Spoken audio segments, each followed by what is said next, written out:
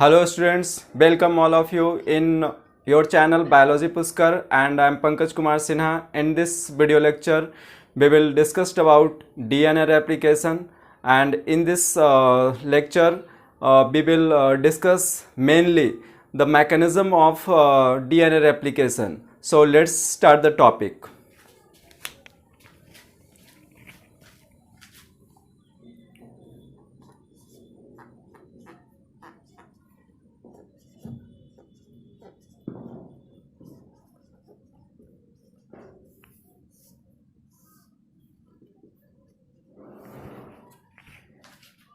Okay, so here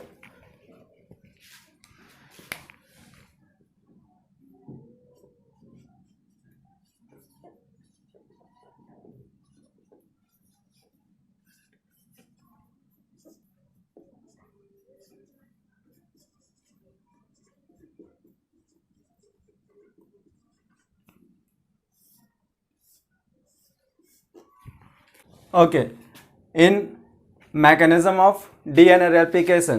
तो यहाँ पे हम लोग बात करने वाले हैं इस टॉपिक के अंदर कि जो डीएनए का जो रेप्लिकेशन होता है, मीन्स डीएनए का क्या होता है, कॉपी बनता है, ठीक है। तो उसी तरह का सेम कॉपी बनता है, वो कैसे बनता है, उसके अंदर कौन कौन से एंजाइम्स अपना रोल प्ले करते हैं, और वो स्टेप वाइज कैसे ये एक पैरेंटल डीएनए से न्यूली फॉर्म डीएनए बन जाता है, ठीक है। तो इस प्रोसेस को स्टार्ट करते हैं फिर। तो सबसे फर्स्ट में यहाँ पे हम लोग बात करते हैं, फर्स्ट स्टेप के अंदर क्या होता है, एक्टिवेशन ऑफ न्यूक्लियोटाइड्स, ठीक है। न्यूक्लियोटाइड्स का क्या होगा, एक्टिवेशन होगा, ठीक है। मीन्स न्यूक्लियोटाइड है कहाँ पर, तो न्यूक्लियोटाइड कहाँ पे है, तो न्यूक्लियोप्लाज्म में है। तो न्यूक्लियोप्लाज्म में वो सब जो न्यूक्लियोटाइड पहले से जो प्रेजेंट है उसका क्या होना है, एक्टिवेशन होना है। जब वो एक्टिव होगा तब वो जाकर क्या करेगा, डीएनए से जाकर जुड़ेगा और नया डीएनए बनाएगा। तो वो सब हम लोग देखेंगे। फिलहाल यहाँ पे हम लोग सबसे पहले क्या बात कर रहे हैं कि एक्टिवेशन ऑफ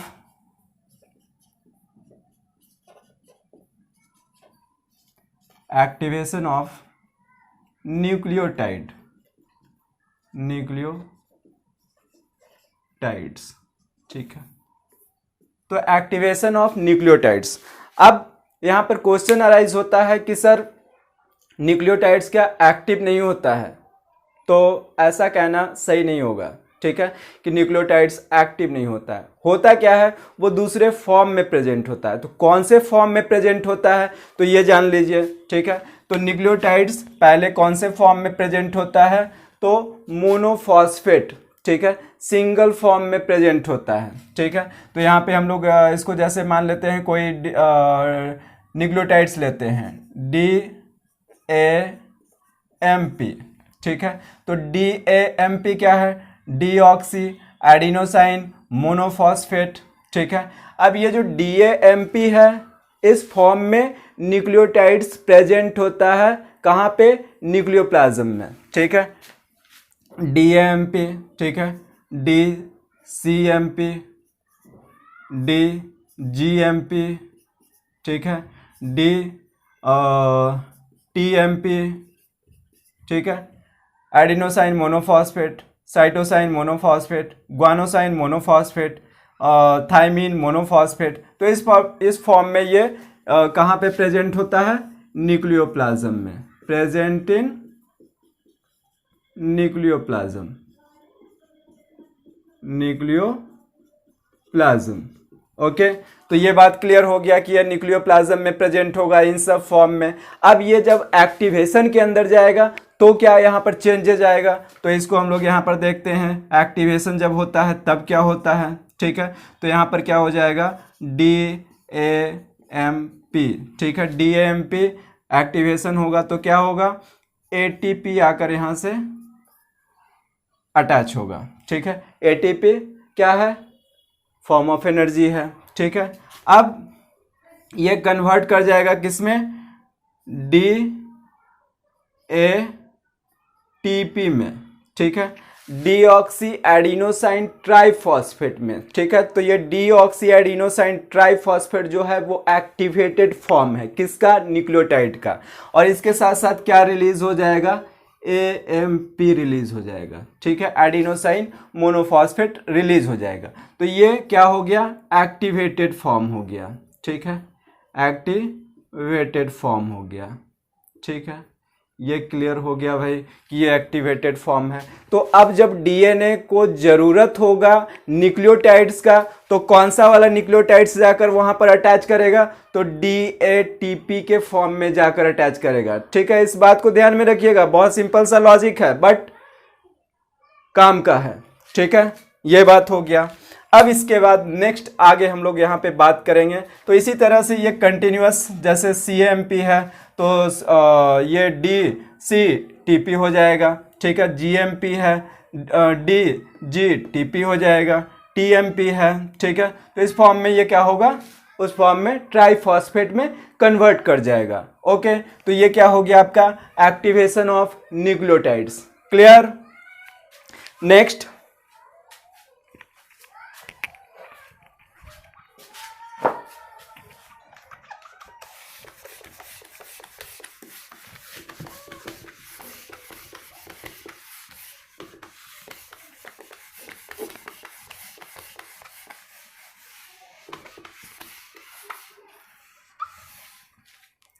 अब इसके बाद नेक्स्ट स्टेप क्या आएगा, ठीक है। तो अब हम लोग सबसे पहले यहाँ पे क्या करेंगे, इसको भी यहाँ से रब कर देते हैं, ठीक है।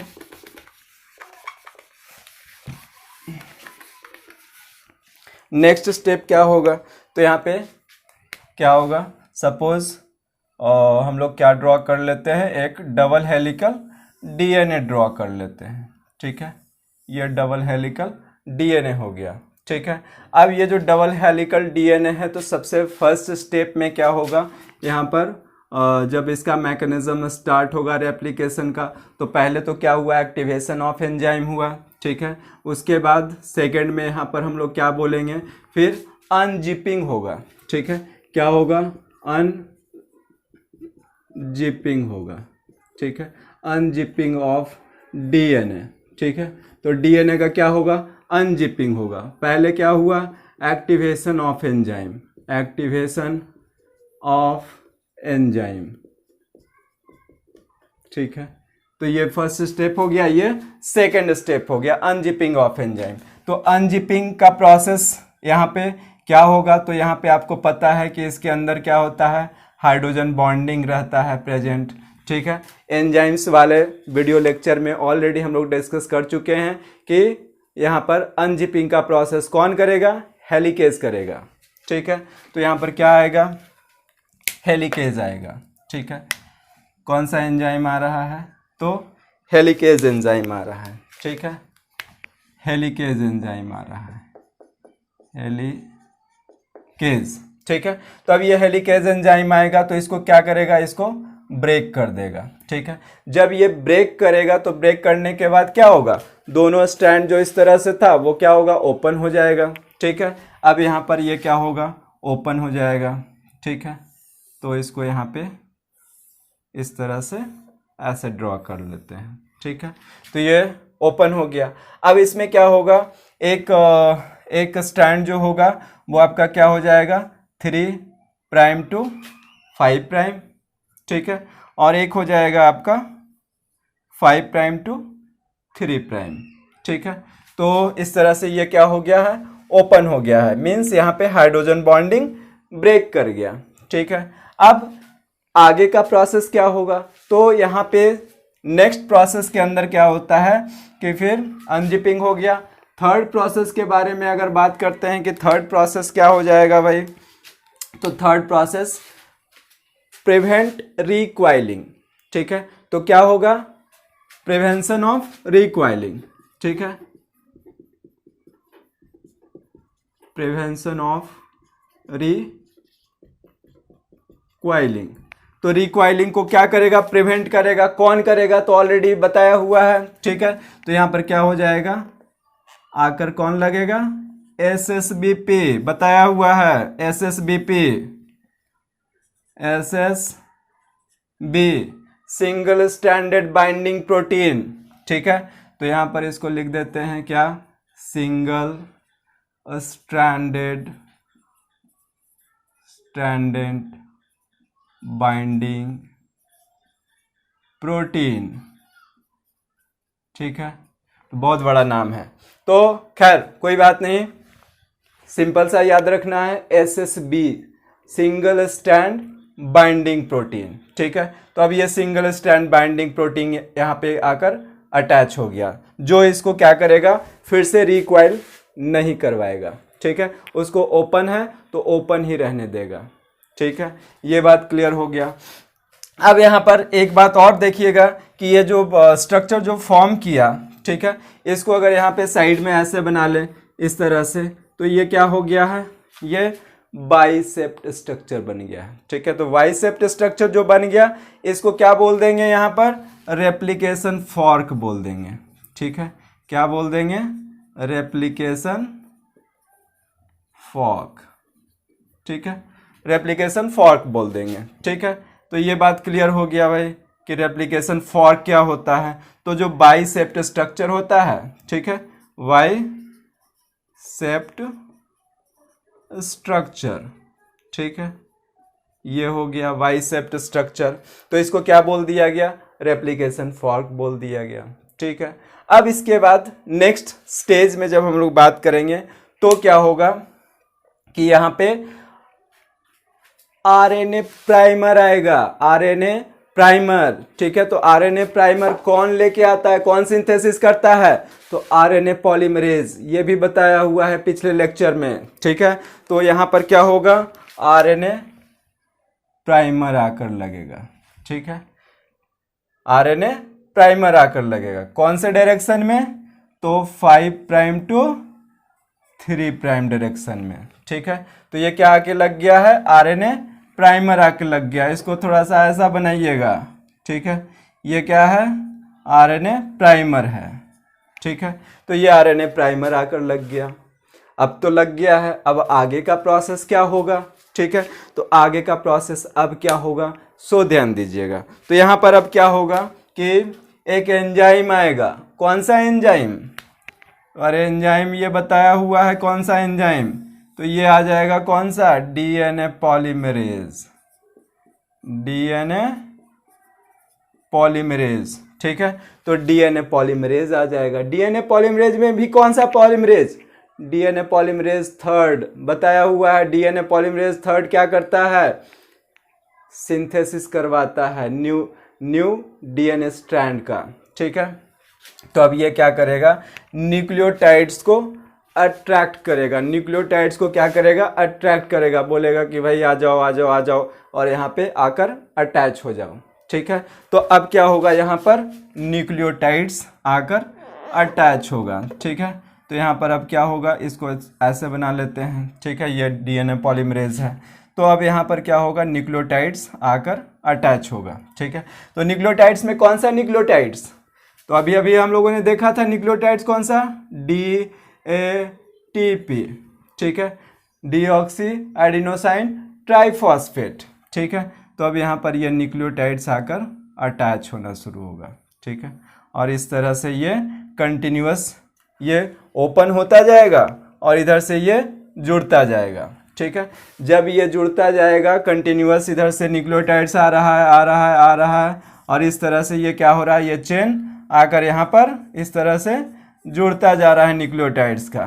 ठीक है, तो न्यूक्लियोटाइड्स जुड़ रहा है मतलब नया डीएनए फॉर्म कर रहा है। ठीक है, तो ये बात क्लियर हो गया कि नया डीएनए कैसे फॉर्म करेगा। तो ये जो फॉर्म कर रहा है वो कौन से डायरेक्शन में फॉर्म कर रहा है, 5 प्राइम टू 3 प्राइम डायरेक्शन। ठीक है, इसके बाद फिर फर्दर ये हेलिकेज और जाएगा आगे, और हेलिकेज क्या करेगा, इसको फिर ओपन करेगा, फिर ये आगे बढ़ेगा, फिर ओपन करेगा, फिर आगे बढ़ेगा। इस तरह से ये कंटिन्यूअस क्या होगा, एक नया डीएनए बन जाएगा। ठीक है, उसको साइड में मैं बनाऊंगा बाद में। अब इसके बाद नेक्स्ट यहाँ पर हम लोग क्या बात कर रहे हैं फिर, कि इस स्ट्रैंड को क्या नाम दिया गया। ठीक है, तो इस स्ट्रैंड का नाम दिया गया है लीडिंग स्ट्रैंड। ठीक है, इस स्ट्रैंड का क्या नाम दे दिया गया, लीडिंग स्ट्रैंड। ठीक है, लीडिंग स्ट्रैंड, लीडिंग स्ट्रैंड इसलिए कि ये लीड कर रहा है, कंटिन्यूअस जुड़ता जा रहा है जुड़ता जा रहा है, इस वजह से इसको क्या बोल दिया गया, लीडिंग स्ट्रैंड बोल दिया गया। क्लियर है। अब इसके बाद आगे हम लोग बात करेंगे, ठीक है, प्रिवेंशन ऑफ रिकॉइलिंग। वहां तक मैंने स्टेप्स लिख दिया था, ठीक है। इसके बाद क्या आया था, एसएसबी उसमें इन्वॉल्व हुआ था। उसके बाद क्या हुआ था, डीएनए पॉलीमरेज आकर लगा था, ठीक है। तो फोर्थ में यहाँ पर हम लोग इसको मेंशन कर सकते हैं कि फिर क्या होगा, डीएनए पॉलीमरेज आएगा, डीएनए पॉलीमरेज थर्ड अटैच्ड होगा, ठीक है, अटैच्ड होगा। ये क्लियर हो गया। इसके बाद कौन आया, फिर न्यूक्लियोटाइड्स आया, ठीक है। फिर क्या हुआ, फिफ्थ स्टेज में न्यूक्लियोटाइड्स अटैच हुआ, ठीक है, nucleotides attach with primer, okay. तो ये हो गया बात क्लियर। अब इसके बाद ये क्या फॉर्म कर दिया, लीडिंग स्ट्रैंड फॉर्म कर दिया, ठीक है। तो 6 नंबर में यहाँ पर क्या फॉर्म कर देंगे, क्या लिख देंगे, ठीक है, फॉर्मेशन ऑफ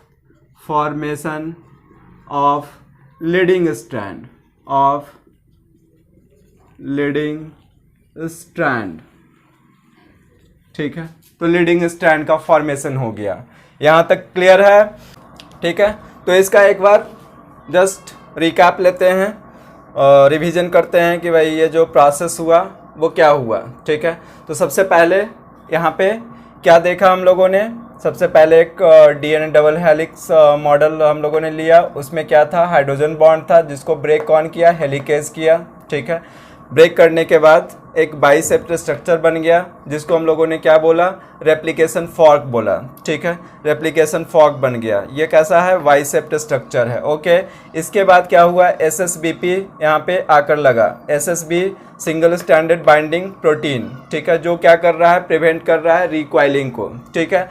इसके बाद नेक्स्ट स्टेज में क्या हुआ, डीएनए पॉलीमरेज आया, ठीक है, और डीएनए पॉलीमरेज और यहाँ पर क्या हुआ, आरएनए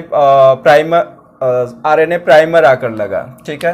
तो ये क्या है आपका, आरएनए प्राइमर है, ठीक है, आरएनए प्राइमर है, ठीक है।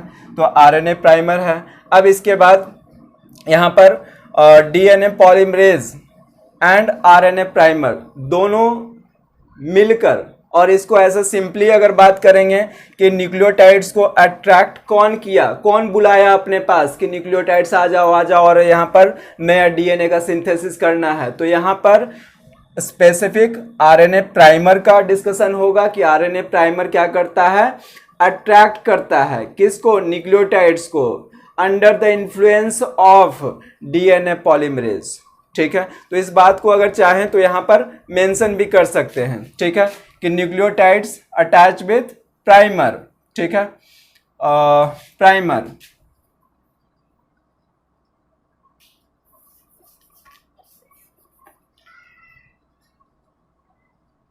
अट्रैक्ट न्यूक्लियोटाइड्स, इसको और अगर सिंपल फॉर्म में यहां पर लिखें कि primer attracts nucleotides, primer attract nucleotides under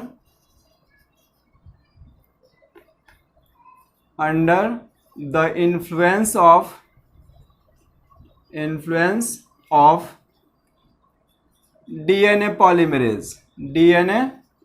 polymerase, specific कौन सा, DNA polymerase थर्ड, ठीक है। तो ये पहले भी जो मैंने लिखा था वो भी करेक्ट था, ये भी करेक्ट है, ठीक है। बट एग्जैक्टली अगर क्या इसमें अगर आपसे पूछ दिया जाता है कॉम्पिटिटिव एग्जाम में कि भाई कौन अट्रैक्ट करता है न्यूक्लियोटाइड्स को, ठीक है, डीएनए रेप्लिकेशन के टाइम पे, तो इसमें आप क्लियरली बता सकते हैं कि प्राइमर क्या करता है, अट्रैक्ट करता है न्यूक्लियोटाइड्स को under the influence of DNA polymerase third, ठीक है, कि डीएनए पॉलीमरेज का जब तक इन्फ्लुएंस नहीं होगा तब तक वो अट्रैक्ट नहीं करेगा, ठीक है। ये क्लियर हो गया। इसके बाद यहाँ पे हम लोगों ने क्या देखा कि जब वो न्यूक्लियोटाइड्स आया तो न्यूक्लियोटाइड्स आने के बाद क्या हुआ, एक स्ट्रैंड का फॉर्मेशन हुआ जिसको हम लोगों ने क्या बोल दिया, लीडिंग स्ट्रैंड बोल दिया, ठीक है। तो यहाँ पर formation of formation of leading strand, ठीक है, ये हो गया क्लियर। अब इसके बाद यहाँ पे और क्या पॉसिबिलिटीज है, ठीक है, तो अब हम लोग बात करेंगे इस डायरेक्शन में, ठीक है, कि जो नेक्स्ट स्ट्रैंड बनेगा न्यूली फॉर्म्ड उसमें कैसे होगा, ठीक है। तो यहाँ पर क्या करेंगे, सबसे पहले जो ओपन पार्ट है, ठीक है, तो जैसे यहाँ पे सबसे पहले ओपन हुआ होगा, तो यहाँ पे क्या लगेगा, सबसे पहले क्या लगेगा, प्राइमर लगेगा, ठीक है, प्राइमर लगेगा 5 प्राइम टू 3 प्राइम डायरेक्शन, ठीक है, 5 प्राइम टू 3 प्राइम डायरेक्शन, तो ये 5 प्राइम टू 3 प्राइम डायरेक्शन यहाँ पर भी लगेगा। और इसके साथ साथ क्या होगा, इसके साथ साथ यहाँ पर न्यूक्लियोटाइड्स का सीक्वेंस आएगा, ठीक है। इसके बाद फिर क्या होगा, फिर जैसे ही ये ओपन होगा, ठीक है, तो इधर फिर क्या लगेगा, प्राइमर लगेगा, ठीक है, ये प्राइमर लग गया। और इसके साथ फिर क्या होगा, यहाँ पर फिर न्यूक्लियोटाइड्स का सीक्वेंस आकर लगेगा, ठीक है। फिर फर्दर क्या होगा, फिर प्राइमर लगेगा, इसी तरह से क्या होगा, फिर प्राइमर लगेगा और फिर क्या होगा, न्यूक्लियोटाइड्स का सीक्वेंस आकर लगेगा, ठीक है। तो इस तरह से ये 5 प्राइम टू 3 प्राइम डायरेक्शन में ही सिंथेसिस करना है, ठीक है, इस बात को ध्यान में रखिएगा। 5 प्राइम टू 3 प्राइम, ठीक है, 3 प्राइम, 5 प्राइम टू 3 प्राइम, ठीक है, यहाँ पर भी हम लोग देख रहे हैं 5 प्राइम टू 3 प्राइम जा रहा है, ठीक है, और इधर भी 5 प्राइम टू 3 प्राइम आ रहा है, ठीक है। तो यहाँ पर क्या होता है, छोटा छोटा न्यूक्लियोटाइड्स का सीक्वेंस आकर अटैच होता है, ठीक है। यहाँ पर जो लीडिंग स्ट्रैंड बन गया वहाँ पर लीडिंग स्ट्रैंड का फॉर्मेशन नहीं होगा, तो यहाँ पर क्या बोल देंगे, इसको क्या बोल देंगे, लैगिंग स्ट्रैंड बोल देंगे, ठीक है, क्या बोल देंगे, लैगिंग स्ट्रैंड बोल देंगे, ठीक है। और इसको क्या बोल देंगे, ओकाजाकी फ्रैगमेंट बोल देंगे, ओकाजाकी फ्रैगमेंट बोल देंगे, ठीक है, ओकाजाकी फ्रैगमेंट बोल दिए, ठीक है। फ्रैगमेंट है, स्मॉल न्यूक्लियोटाइड्स का सीक्वेंस है, इस वजह से इसको क्या बोला जा रहा है, ओकाजाकी फ्रैगमेंट बोला जा रहा है, राइट। अब यहाँ पर क्या होगा कि बाद में फिर ये जो गैप दिख रहा है बीच में आपको, ठीक है, ये गैप क्या होगा, तो पहले यहाँ पर इसको मेंशन कर लेते हैं नेक्स्ट स्टेज में, ठीक है, इस स्ट्रैंड के केस में। तो यहाँ पर सबसे पहले क्या हुआ, प्राइमर आकर लगा, ठीक है, प्राइमर अटैच्ड, ठीक है, 5 प्राइम टू 3 प्राइम डायरेक्शन, ठीक है, and attract a small piece of nucleotides, ठीक है, nucleotides and form lagging strand, ठीक है, और ओकाजाकी फ्रैगमेंट, और ओकाजाकी फ्रैगमेंट, ठीक है, ये बात हो गया क्लियर, ठीक है, कि ओकाजाकी फ्रैगमेंट का फॉर्मेशन हो गया। अब इसके बाद नेक्स्ट स्टेज में जब हम लोग बात करते हैं फिर क्या होगा, तो इसके बाद यहाँ पर डिस्कशन करेंगे, ये 7th स्टेज तक हम लोग आए हैं, उसके बाद इसको रिमूव करना पड़ेगा, ठीक है। तो यहाँ पे इसको क्या करते हैं, अपर साइड से रिमूव कर देते हैं,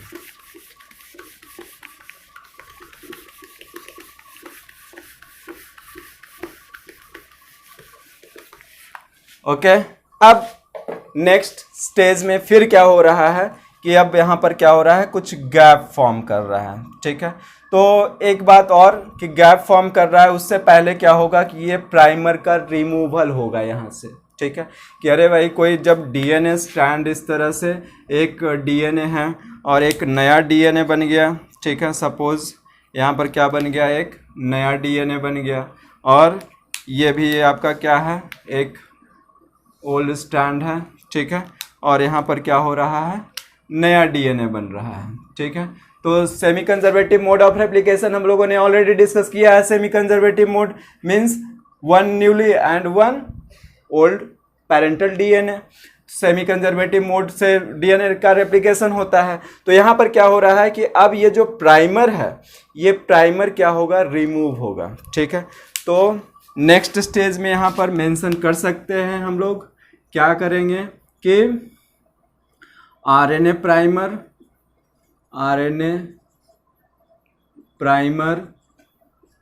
removed by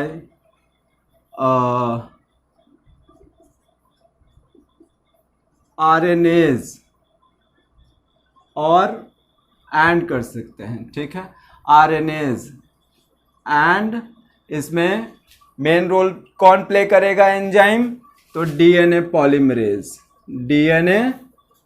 पॉलीमरेज फर्स्ट। ठीक है, तो डीएनए पॉलीमरेज फर्स्ट क्या करता है, ये प्राइमर को रिमूव कर देता है। ठीक है, अब यहाँ से प्राइमर रिमूव हो चुका है और ये पूरा एक लीडिंग स्ट्रैंड रेडी है। ठीक है, तो ये आपका क्या हो गया, 3 प्राइम हो गया, 5 प्राइम हो गया। ठीक है, ये 5 प्राइम हो गया और ये 3 प्राइम हो गया। ठीक है, एक स्ट्रैंड आपका बनकर रेडी हो गया। अब दूसरे स्ट्रैंड के ऊपर बात करेंगे। ठीक है, तो यहाँ पर भी क्या होगा, आरएनए प्राइमर का रिमूवल होगा। ठीक है, रिमूवल होने के बाद यहाँ पर क्या बच जाएगा, इस तरह से कुछ गैप बच जाएगा। ठीक है, यहाँ पर क्या होगा, कुछ गैप बच जाएगा। तो गैप को कौन फिल करने आएगा भाई। ठीक है, तो गैप को कौन फिल करने आएगा, यहाँ पर इस तरह से इस गैप को भरने आएगा। ठीक है, तो यहाँ पर डिस्कशन किसका होता है, डीएनए लाइगेज का। ठीक है, तो डीएनए लाइगेज क्या करता है, गैप को फिल करता है। ठीक है, तो नेक्स्ट स्टेप में यहां पर मेंशन कर सकते हैं, DNA ligase fill the gap.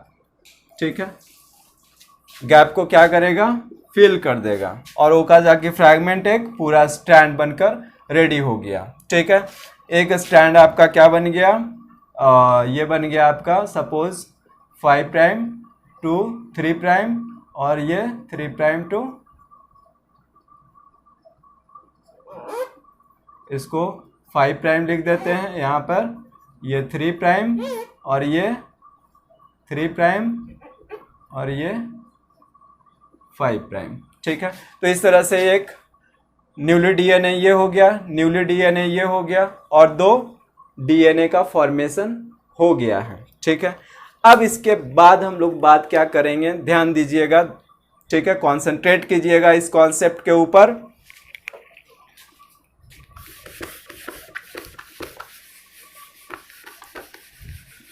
कि भाई ये डीएनए बनकर रेडी है, बट इसमें कुछ और भी प्रोसेस होता है after formation of newly form DNA. ठीक है, सपोज ये आपका कोई डीएनए है।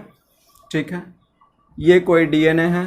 ठीक है, अब इस डीएनए न्यूली फॉर्म डीएनए है। ठीक है, और इसके साइड में ये आपका रहेगा नो डाउट पैरेंटल डीएनए, तो इसको मैं साइड में यहाँ पर बना भी देता हूँ। ठीक है, तो ये पैरेंटल फॉर्म है और ये न्यूली फॉर्म है। ठीक है, अब इसमें होता क्या है, ये एक्चुअल जो लाइन मैं यहाँ पर इंडिकेट कर रहा हूँ, क्या डीएनए ऐसा ही होता है, नहीं, ये ऑलरेडी हम लोग डिस्कस कर चुके हैं कि डीएनए के अंदर में क्या होता है, न्यूक्लियोटाइड्स होता है, न्यूक्लियोटाइड्स के अंदर क्या होता है, नाइट्रोजन बेस होता है, शुगर होता है, फॉस्फेट होता है, राइट। अब ये जो आपका स्ट्रैंड है, ठीक है, तो स्ट्रैंड के अंदर क्या होगा, पेयरिंग होगा। ठीक है, पेयरिंग कैसे होता है, तो सपोज यहाँ पर इसको ऐसे कर सकते हैं कि एडेनिन से क्या होगा, एडेनिन थाइमिन के साथ बाइंड करेगा। ठीक है, ग्वानिन साइटोसिन के साथ बाइंड करेगा। ठीक है, तो इस तरह का एक कंडीशन है। ठीक है, तो इसको मैं यहाँ पे क्लियर कॉन्सेप्ट मैं बताता हूँ कि एक्चुअल में होता क्या है। ठीक है, तो सपोज ये वाला स्टैंड को यहाँ पर ऐसे इंडिकेट करते हैं, A T C ji C T G ए, इस तरह का कोई एक स्ट्रैंड है। ठीक है, अब इसके साथ क्या बाइंडिंग होगा, ठीक है, न्यूली फॉर्म डीएनए बाइंड करेगा, तो यहाँ पर क्या हो जाएगा, इसके कॉम्प्लीमेंट्री टी आ जाएगा। ठीक है, टी के अपोजिट एडेनिन, साइटोसिन के अपोजिट ग्वानिन, यहाँ पे क्या हो गया, साइटोसिन, ठीक है, यहाँ पे एडेनिन, यहाँ पर क्या हो गया, ग्वानिन, यहाँ पर क्या हो गया, साइटोसिन, यहाँ पर क्या हो गया, थाइमिन, ठीक है। तो अब आप कहेंगे कि सर थोड़ा मिस्टेक नहीं लग रहा है, ठीक है,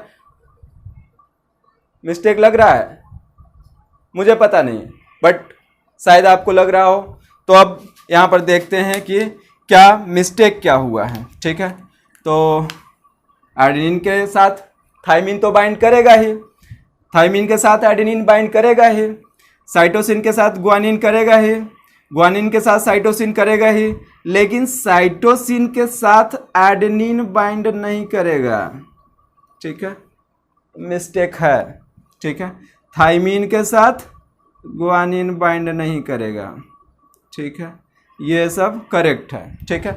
तो अब यहाँ पर क्या हुआ है कि बाय मिस्टेक, ठीक है, जब रेप्लिकेशन हो रहा था at that time mismatch pairing हो गया, ठीक है, क्या हो गया, मिसमैच पेयरिंग हो गया, ठीक है। तो जब मिसमैच पेयरिंग हो जाएगा तो उसके वजह से क्या हो सकता है, म्यूटेशन हो सकता है, ठीक है, म्यूटेशन के वजह से भी मिसमैच पेयरिंग होता है, ठीक है।